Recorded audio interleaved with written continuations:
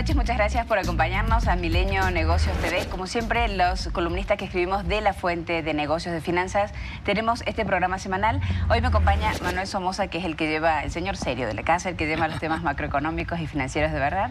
Y hoy tenemos un invitado muy importante, un secretario de Estado, como es José Eduardo Calzada, secretario de Agricultura, Ganadería, Pesca y todo lo más. Tiene un título larguísimo. Larguísimo. Secretario de la Zagarpa. Y sin duda, la Zagarpa se ha convertido ahora en una, no digo en un foco, pero en un protagonista muy importante de lo que se viene de la renegociación del Tratado de Libre Comercio. Está en una situación de bisagra bien interesante, sí, como un gran proveedor de alimentos a Estados Unidos y también como un gran comprador de algo tan importante como es el maíz, y recién hablábamos fuera de cámara. Los estados que hicieron ganar mucho la elección en Estados Unidos son el Corn Belt gringo, que nos vende muy buena parte del maíz que compramos. Entonces, la situación que tiene usted se tira y afloje. ¿Por qué cree que es importante para las próximas negociaciones del tratado? Y que esos estados están preocupados por todo lo que se está discutiendo con respecto al futuro del Tratado de Libre Comercio, pues porque son los que nos proveen, los que nos venden maíz, directísimo, arroz, soya, etcétera, de los Estados Unidos. Para ellos somos su principal cliente. Somos su principal cliente. Somos el principal comprador de maíz de Estados Unidos, del mundo. Somos de los principales de soya, somos de los principales de alta fructosa, somos de los más importantes en carne de cerdo, en carne de ave, en carne de res, etcétera. Somos un gran comprador. O sea, a la hora de poner los facts sobre la mesa para negociar, ¿qué tiene para negociar en el sector agrícola, ganadero, México, en el Tratado de Libre Comercio? O sea, de entrada, la parte agroalimentaria del Tratado de Libre Comercio no está descompuesta, no hay para qué arreglarla o tratar de arreglarla. O sea, ¿para qué tocarle? ¿Para qué tocarla? Es decir, México hoy es un actor muy importante y también iniciamos desde una posición de fuerza, porque hoy tenemos una balanza superavitaria con respecto al resto del mundo por más de 3.500 millones de dólares. Pero empezamos muy abajo. Con Estados Unidos tenemos un superávit de 6.000 millones de dólares, y si les vendemos 6.000 millones de dólares más de lo que les estamos comprando, si somos un comprador importante, somos un vendedor más importante todavía. Pero eso no hace mucho tiempo, eso cambió. Bueno, sí, a partir del 2014, ¿no? Sí. Mi preocupación es que en México ha sucedido un círculo virtuoso en el campo. La verdad que mucha gente no lo sabe, pero el campo es negocio. Hoy exportamos 30.000 millones en conjunto, 22.000 a Estados Unidos, más que petróleo. Sí. Se dice fácil, ¿no? Y es de puro producto agrícola, ¿no? Sí, sí, sí, y con valor agregado. Entonces, mi miedo es que este círculo virtuoso que se ha creado, que ojalá y se extendiera a toda la República, porque está muy localizado más hacia el norte que hacia el sur, ¿no? Si el Tratado de Libre Comercio que quiere revisar Trump nos lo pudiera echar para abajo, ¿no? ¿Qué riesgos tenemos? Es difícil porque primero estamos siguiendo una estrategia de diversificación muy poderosa. Por ejemplo, el día de ayer nos reunimos con tu paisana, Bárbara. Con la señora... La canciller de Argentina. Y porque nosotros, Zagarpa tiene dos grandes mandatos. El primero es producir y el segundo es comprar. Nosotros no compramos, pero conseguir quien nos venda. La proveeduría para la alimentación de México es uno de los mandatos más importantes, es alimentación, parte de nuestro mandato. O sea que tu primera parte es diversificar, ver a quién le vamos a comprar. Asegurar el abastecimiento, ¿no? Exacto. Por ejemplo, la soya se la compramos a Estados Unidos. A mí me gustaría ver la posibilidad de comprarle soya argentina para tener una opción. ¿Es más barato? Es más barato, es de la misma calidad. No hay que tenerle miedo a las distancias. O sea, el barco de 50, 70 mil toneladas que puede llegar a Puerto Progreso, que salga de la Argentina, pues te llega en 15 días, no sé cuánto tarde. No pasa nada, o sea, el comprador... No es el único comprador al que le puedes comprar a Estados Unidos. Claro. Y hay que mandarle ese mensaje, que tenemos alternativas para comprar soya, para comprar maíz amarillo de magnífica calidad. Argentina es un gran productor de alimentos del mundo. ¿O era? Y a ver, nosotros estuvimos en Argentina hace 2 meses, Bárbara. Sí.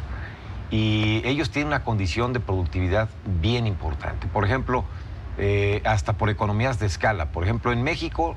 La unidad de producción promedio es de 5 hectáreas en nuestro país. De las 22 millones de hectáreas que hay produciendo en México, el promedio de unidad de producción son 5 hectáreas. El promedio de unidad de producción en la Argentina son 300 hectáreas. Sí. Es decir, las economías de escala son enormes de Argentina. Sí, no tuvimos latifundios, entonces... Y lo están aprovechando bien en este claro. momento. Entonces, para México tener a Argentina como proveedor, por decir algo, de soya y de maíz amarillo, y luego buscar proveeduría, por ejemplo, trigo, Rusia, no pasa nada, lo traemos de Rusia, no tiene que ser Estados Unidos. Ok. Y etcétera. ¿Se pueden ir generando esas pequeñas, no digo fricciones, pero pequeñas tensiones de empiezo a bajar mi compra a Estados Unidos? ¿Eso se puede generar como una balanza dentro de la discusión del tratado? Sin problema. O sea, yo creo que al final del camino es una decisión que toman los compradores y vendedores, es decir, es entre privados. El libre mercado. Lo que necesitamos hacer como gobierno es mostrarle a los compradores y vendedores que hay otras opciones, que la mesa es más grande que este papel. Claro. Nuestra cercanía, nuestra cultura, las familias han generado una sinergia de compra-venta con los Estados Unidos natural, entendible, pero que también se puede traducir en una zona de confort, de la cual hay que salir. Yo creo que hay que romper paradigmas. O sea, va a viajar mucho ahora. A partir de ahora va a viajar mucho por todo el mundo. Ayer le mencionaba a la canciller, el primer viaje que tenemos que hacer, que además me parece que es estratégico, es Argentina-Brasil. Ok, Brasil también. El segundo viaje, que también está aquí ahorita en un par de días más, es Japón, Corea, China. Y el tercer viaje es Rusia-Unión Europea. O sea, son 3 polos estratégicos. Y vas con las dos cachuchas de comprador y vendedor, comprador y vendedor. Claro. Yo creo que en el tema agrícola nos podemos defender más porque los productos son inelásticos al precio, ¿no? El que quiere tomate, pues que lo pague. El que quiere el aguacate, también lo va a pagar. No es como en la industria... No hay un sustituto de aguacate. Exacto. No es como en la industria manufacturera. Ahí creo que tenemos una negociación mucho más preocupante. Porque compites con pero cosas aquí iguales. No debería de afectarnos, ¿no? Ahora, ojalá por ejemplo, siguiéramos creciendo. México se ha especializado, hablando con respecto a Estados Unidos, México se ha especializado en productos hortícolas.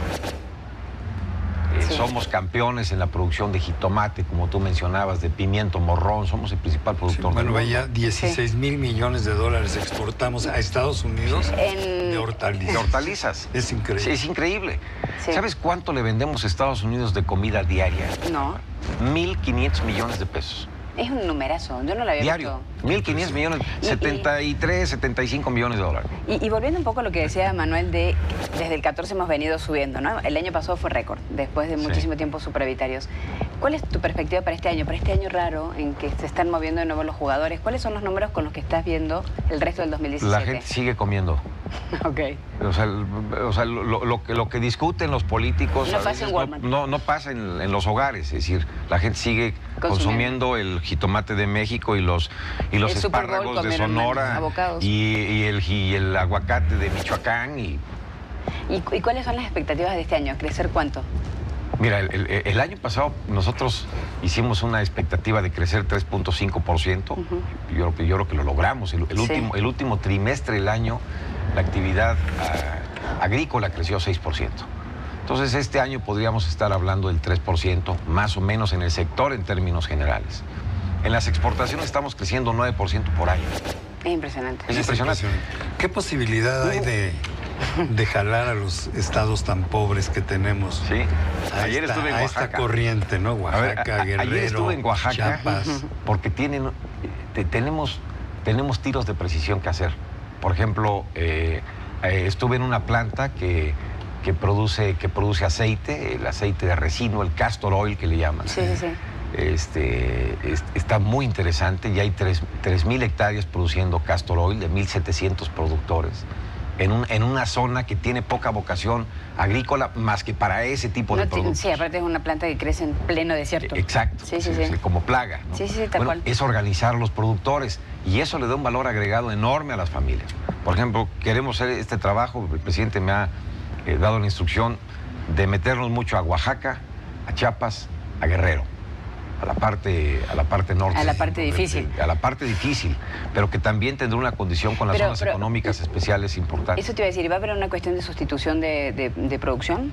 Tiene que haber, Nosotros tenemos hoy en Zagarpa un lema que es pasar del volumen al valor. Por eso México cambió, por eso la agricultura en México empezó a cambiar.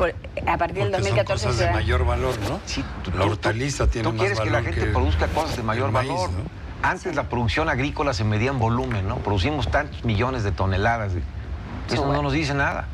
Nos dice cuando decimos producimos tantos millones de dólares, tantos millones de pesos. Sí, tal cual. Porque eso le llega al bolsillo de las gentes. Por ejemplo, los productores de aguacate, que el aguacate siempre es emblema y siempre hablamos de la historia de éxito, el 82% son pequeños productores de menos de 5 hectáreas. Que funciona como una cooperativa realmente. Sí, como una gran cooperativa. Muy organizado. Pero es impresionante, vendemos $2,000 millones de aguacate a Estados Unidos. Bueno, solo en el Super Bowl. Ayer veía yo las cifras y... Solo en el Super Bowl creo que son 200 millones de dólares ese domingo. Ese domingo. Es impresionante. De guacamole, y los totopos seguramente también son de México. Sí, no, y una nota en el New York Times decía, no importa lo que cueste, decía el columnista, yo voy a seguir comprando aguacate igual. Sí. O sea, va a subir su valor, pero ya no puedo quitar el aguacate de mi dieta. Por eso yo me refiero, ¿para qué tratar de componer lo que no está descompuesto?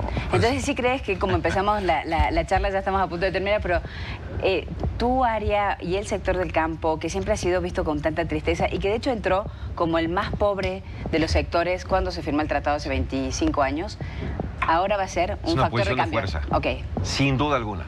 Pero a ver, no tengo la menor duda.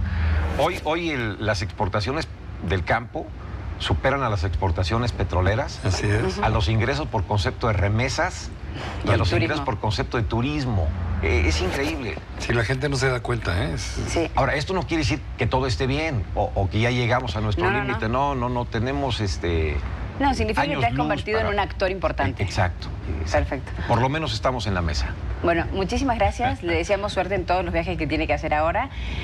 Manuel, como Pepe, siempre, muchísimas gracias. No, la verdad estoy encantado de haber aprendido algo de agricultura. No, y la verdad de escuchar buenas noticias, porque en estos primeros 2 meses tan insólitos, tener tan buenas noticias realmente se agradece mucho. A ver, y las personas que nos ven, que nos escuchan, que sepan que no nos vamos a quedar cruzados de brazos. Es decir, que vemos cosas que nos agravian, que nos molestan y también que nos pueden inquietar, pero que estamos tomando cartas en el asunto. Vamos a viajar, vamos a abrir brecha para poder vender más y para poder comprar mejor, para que México esté bien. Perfecto. Bueno, muchísimas gracias, muy buenos viajes. Y a ustedes, muchísimas gracias también por acompañarnos. Nos vemos como siempre el próximo miércoles en Milenio Televisión. Buenas noches.